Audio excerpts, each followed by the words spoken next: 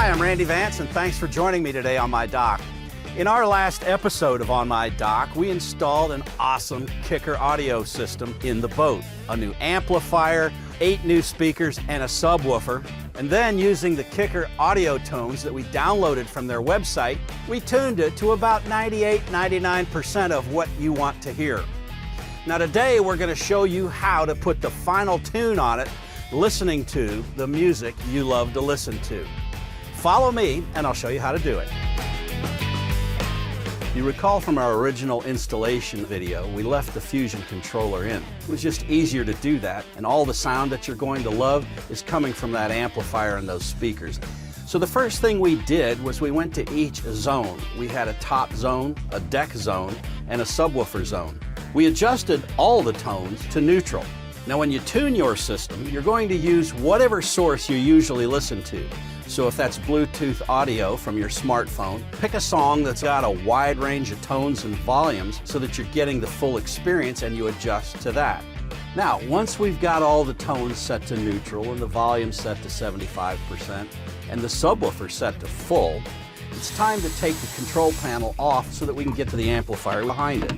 Once we get access to the amplifier, we've got to set the crossover points for each pair of outputs labeled Amp 1 and Amp 2. And we want them to be in a full range amplifier. Very low frequencies can be harmful at high volumes to smaller speakers, so when we get to the subwoofer, we're going to want to disconnect the leads to the higher frequency speakers on Amp 1 and Amp 2. But we're going to start by adjusting our high frequency speakers first. For the coaxial speakers in the hardtop zone, we're going to set the amplifier's high pass crossover. We'll set the crossover frequency to around 150 Hz. This will be approximately 12 o'clock position on the KICKER's KXMA 900.5 amp, which is the one we have. Play your favorite music at the level you use to set the gains, which should be approximately 75% of full volume. If you hear the speakers distort or making a popping noise, turn the crossover frequency adjustment dial clockwise. This will take more of the lower frequencies away from the coaxials. If they don't distort or pop, you can gradually turn the crossover frequency adjustment dial counterclockwise. This will send more of the lower frequencies to the speakers and will make the system sound much fuller and more naturally balanced. You'll want to follow this procedure for each of the zones separately. Now keep in mind that setting your crossover frequencies properly for each zone is essential to giving you the best sound and the longest life from your speakers. If you reach the lower limit of your crossover frequency and the speakers still sound great, you may try setting the amplifier back to full range. Listen very closely to the speakers to make sure they're capable of handling that full range signal.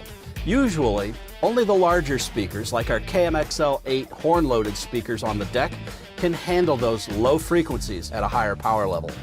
Now that we've got Amp 1 and 2 adjusted for our higher frequency speakers, it's time to do the subwoofers. Now we're going to do that with all of them hooked up together. While setting the crossover frequency on the high frequency speakers can be destructive if you have too low of frequencies going through them, you won't have that problem with the subwoofers. They can handle it, you'll just get poor sound. We're going to use the same music that we used to set the higher frequency speakers. Now we're going to work on the crossover for the subs. We'll set that to about 100 to 120 Hz and turn up the volume of the entire system. If the bass sounds hollow or muddy, turn the low pass crossover frequency down to prevent the upper frequencies from reaching the subwoofer. Ideally, your crossover settings on the subwoofer are going to closely approximate the crossover settings on your higher frequency speakers. By doing so, you have a full range of sound with no gaps in the spectrum.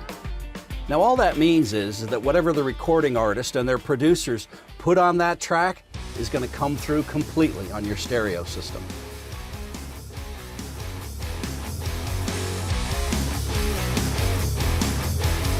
It's really not difficult to perfectly tune your audio system for the optimum sound. Just follow the procedures that we've listed. I'm Randy Vance, and thanks for joining me on my dock. Enjoy your KICKER audio system.